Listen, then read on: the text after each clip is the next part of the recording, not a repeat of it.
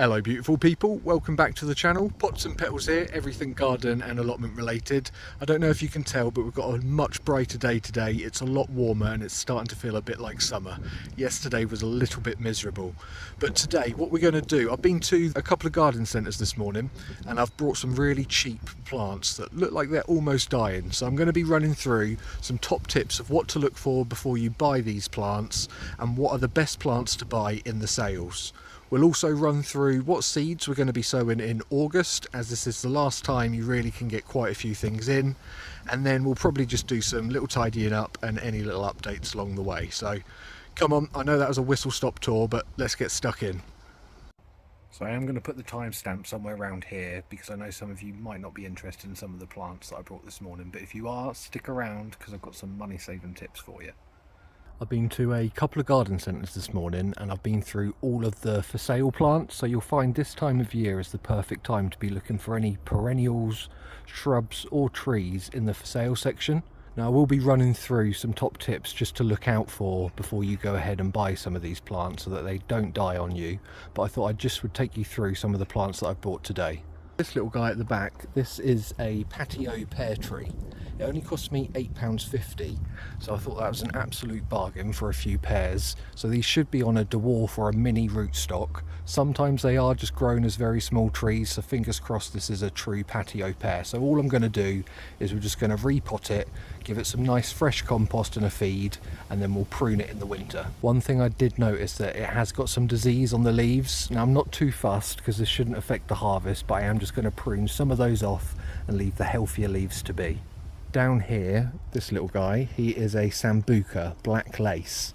So these get really big. These can reach up to 3 meters tall and they're quite pricey when you buy them at full price, but he was only £4, was meant to be 20. Now there's some small buds down at the bottom, so I'm hoping that if I just repot it up, give it a feed and some compost, those should soon start to sprout. But I'm not going to start chopping anything away until the springtime. The one thing I really like about this plant is the really dark purple black foliage that it's got, and then when it flowers it's a really light pinky white, so it's a real nice contrasting plant. So I'm hoping to stick this in one of the wild areas just to give it a little bit more height. This chap here, this is a coreopsis called Andiamo. It's a yellow, most coreopsis are, but it's got these red streaks in which are really pretty. It's still got some blooms on there to come, so I'm just going to repot these up. But the great thing about this is that it's probably got 3 or 4 plants in there, so I'll divide these up and put them into each of their own individual pots. And then come the springtime they should have put a nice root system on them, and then we can start planting them out, and we've already made what, 3 extra plants.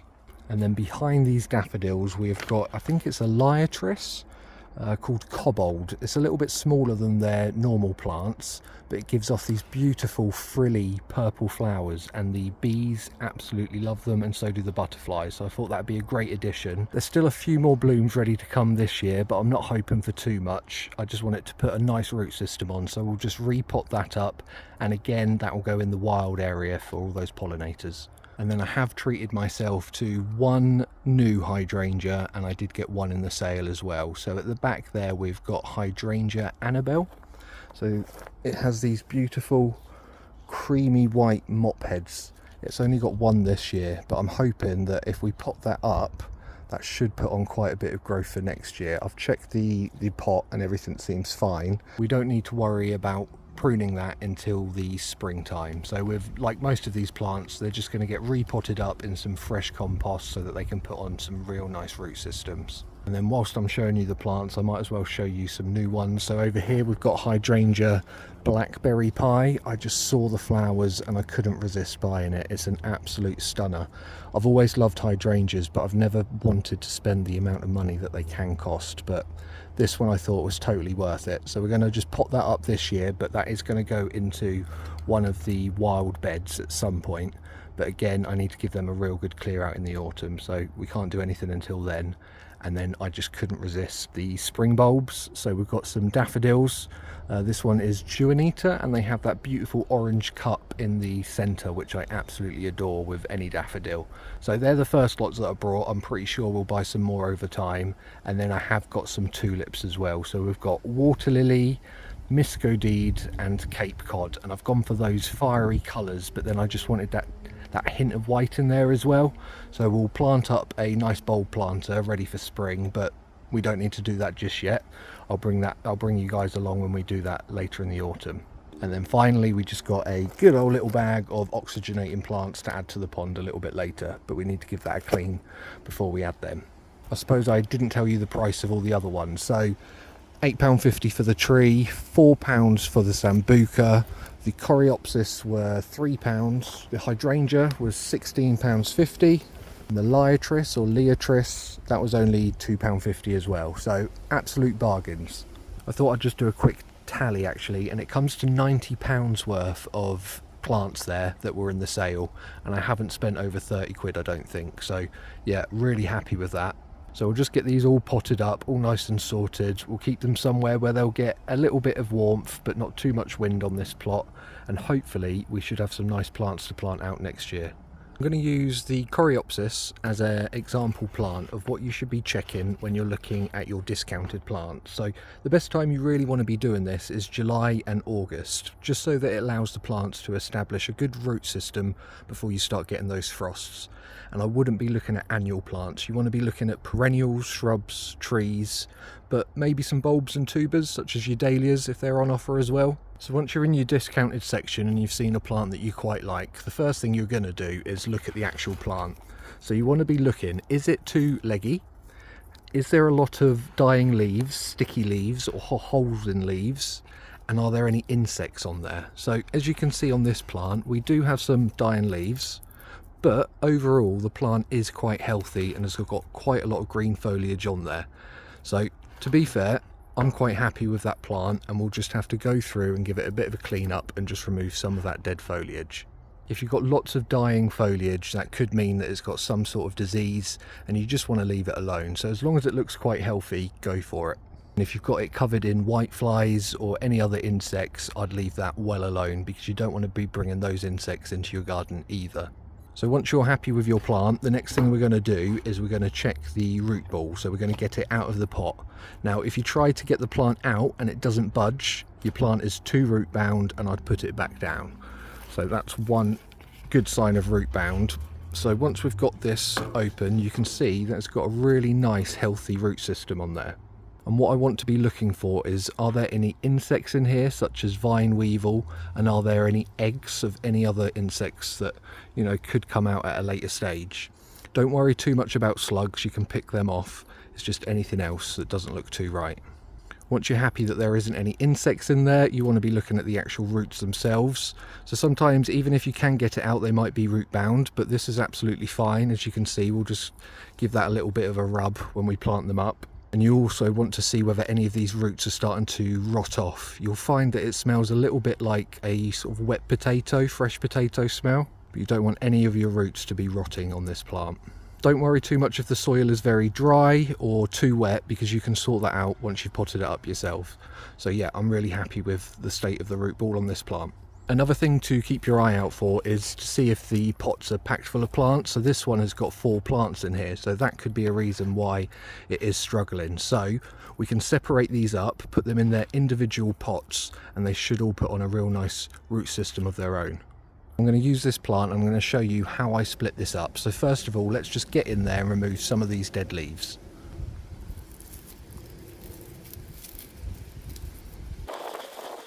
Next, we're going to fill up some pots with some compost so that they're ready for when we split the actual plant.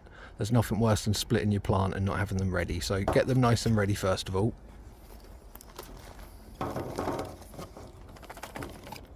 Now the next step is we want to start pulling these plants apart. Now you don't want to literally rip them, you want to be really careful with how you do this.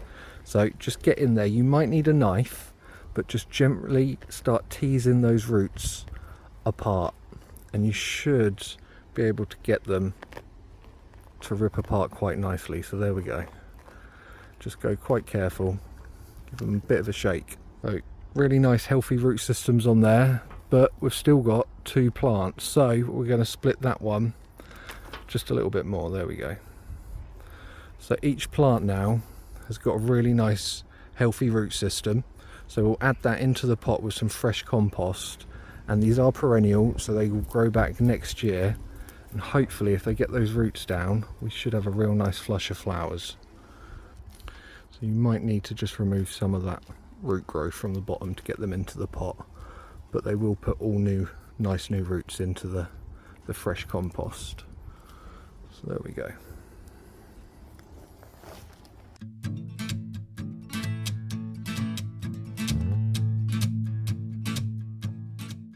And that is one potted up coreopsis, so we'll give it a water from the top, but we'll also stick it in a bucket of water so that you can start drinking from the bottom, because it is quite dry. So let's just get the other three done now.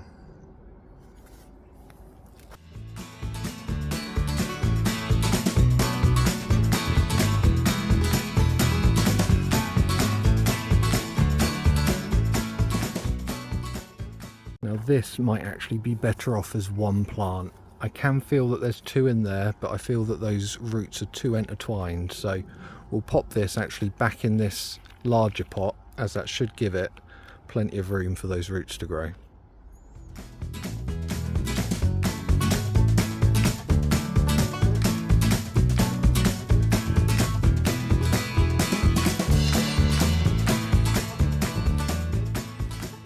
Not only were these guys ridiculously discounted, but I've managed to split them into 3 new plants. Now it's time just to sort the rest of them out.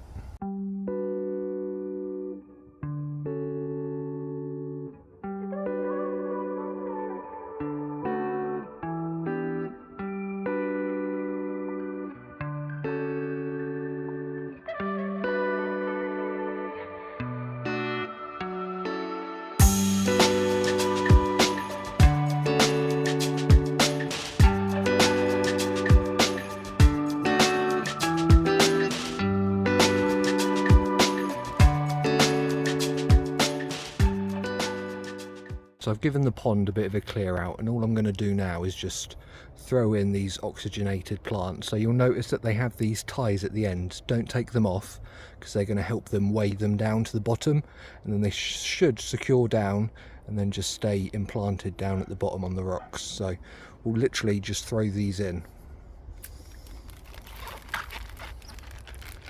I only bought 5, but I could probably do with a few more, so we might have to pop back.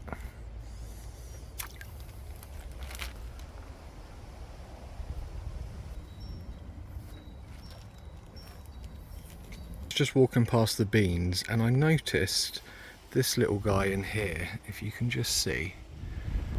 Yeah, there you go. I thought, well, he is definitely not a bean. So I've gone back to look at the parent plant, and we seem to have this growing through.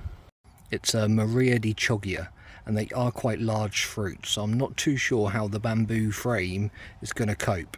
I guess we'll just have to wait and see. We've just popped into the shed because it's starting to blow a bit of a gale out there. So, August seeds. We've actually got quite a few to sow this month.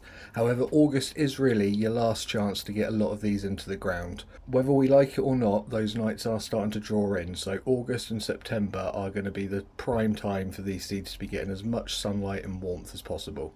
So let's start with the carrots. We've gone for Autumn King, as these are a slow growing carrot. You want a slow growing carrot during the winter. You're faster growing if you're spring and summer harvests, but these will store really well in the ground, well over winter, and will even go on your Christmas dinner plate. Next we have got the radishes. So this is amethyst, a really nice deep purple. Radishes, honestly, they can go in the ground from February well into September and October.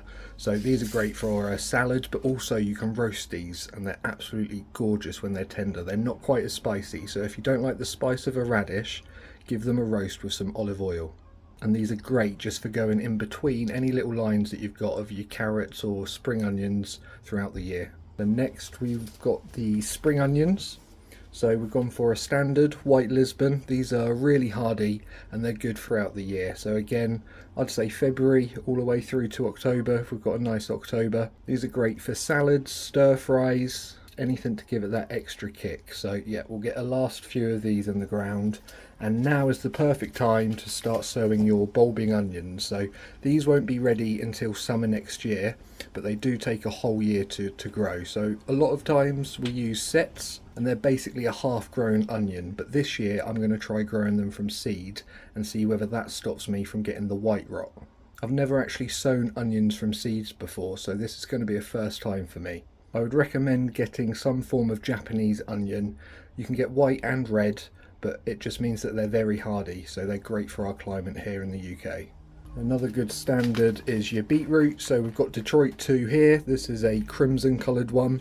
So I've actually got loads of beetroot in, so I'm not going to be sowing these. But if you've got any, you could be getting these in the ground as well. We have got the spinach. Again, these can be sown right throughout the year. They're pretty hardy plants. So these will go out in the beds now, but probably next month I'll start sowing them and putting them into the polyhouse. But again, great for salads and stir fries. Very versatile little vegetable. And finally, we have the brassicas. So we have got a spring cabbage here, which is Offanum 2, but that probably won't be ready until into the summer months. They do take well over a year to grow these brassicas. We've got a Savoy. They're great. They've got beautiful texture. Really like those on a roast dinner. And then we've got the red cabbage there, which is Rudkop. So I like to pickle the red cabbage. It's a great time to be getting your brassicas in the ground, but don't forget they do need to be netted up. I know that this time of year your cabbage white butterflies, they're not as prolific, but they do still hang around, so do go careful with those. And then we have got the flowers. So out of the flowers, some of these I'd never heard of before, but I've gone for the cottage garden sort of mix. So we've got Clarkia, which is a hardy annual. I just really liked all those little bunched up little petals there, really doubled up, and that sort of apricot with the pink and the white, really pretty. So hopefully we can get some of those in the wild areas. I've also gone for a grass this year, so bunny tails. I've never grown a grass before, but I just thought in between some of the lavenders and down near where we sort of walk, so the pathways, some of this would create some interest, especially maybe in the winter when all those flower spikes start to sort of die off and dry up. So yeah, we'll get those in. They'll look quite pretty. Then a good old standard cornflower. So I'm used to these being blue, but we've got a black ball here, which is that burgundy sort of deep purple colour. So I thought they'd look really nice with the pinks and the whites that we've got going on. And then that brings us on to the poppy. These are called peony lilac pom-poms, and I really like that frilliness to all those petals. But you can see the centre in there, so they should still be good for the pollinators. And again, they are quite tall, so they say about 1 metre in height, so they create a little bit more height. So I'll add these towards the back of the borders. And we have got some larkspur, quite a cottage garden favourite. These are dwarf, so I'm thinking maybe we could put these down in between the lavenders and the grasses, just somewhere near the front of the borders. But I've got quite a few spots anyway, so we'll see how many of these we can germinate. And if these are all really successful, we've always got car boots to make a bit of extra money. And then finally, candy tufts. So these are meant to be really scented. And that's what's sort of really drawn to me. And I do like those colours as well. They'd go quite nice with the Clarkia that we've got. Again, not very tall in height, so I think these would look quite nice along with the larkspur. But I've never really grown flowers very often in the past, so I don't know how well all of these are going to do. So fingers crossed for these. Finally, we have got the green manure mix. So this is a great way to improve your soil and stop weeds growing over the winter.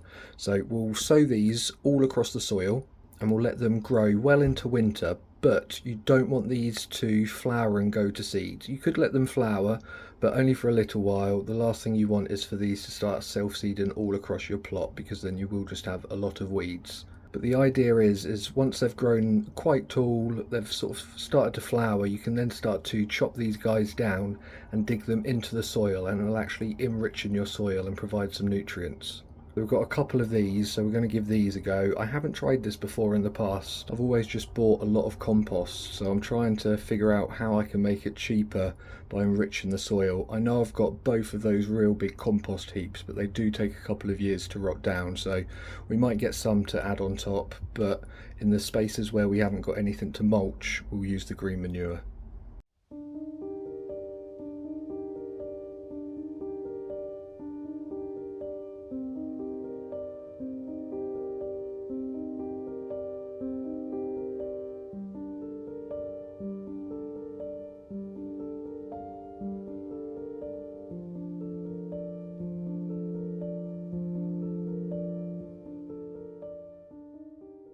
So I've been reading that I really need to thin out these grapes to allow them room to really swell up. That way you get much bigger grapes rather than loads of little diddly ones.